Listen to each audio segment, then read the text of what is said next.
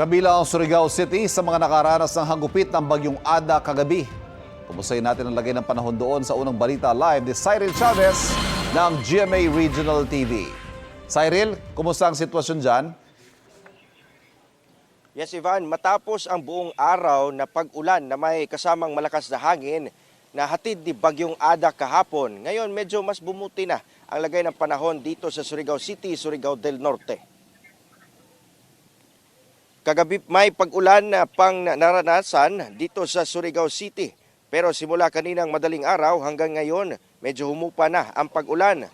Kalmado na rin ang alon sa coastal area ng Surigao City. Hindi katulad kahapon na mataas ang antas ng tubig dahil sa Bagyong Ada. Ayon sa Surigao del Norte PDRRMO, patuloy ang evaluation nila sa mga posibleng epekto ng Bagyong Ada. Nakapagtala raw sila ng pagbaha sa low-lying areas o mababang lugar sa probinsya. Base sa huling impormasyon mula sa Pag-asa as of 5 a.m., aasahan pa rin ang mga posibleng pag-ulan na hatid ng Bagyong Ada sa mga susunod na oras rito sa Surigao del Norte at Agusan del Norte. Kaya abiso nila sa publiko na manatiling magmatsyag sa takbo ng panahon.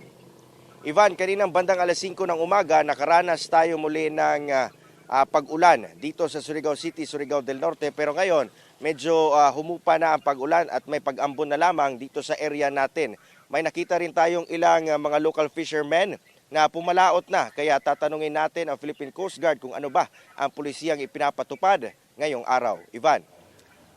Maraming salamat. Cyril Chavez ng GMA Regional TV. Kapuso, huwag magpapahuli sa latest news and updates. Maging una ka sa balita at mag-subscribe sa YouTube channel ng GMA Integrated News.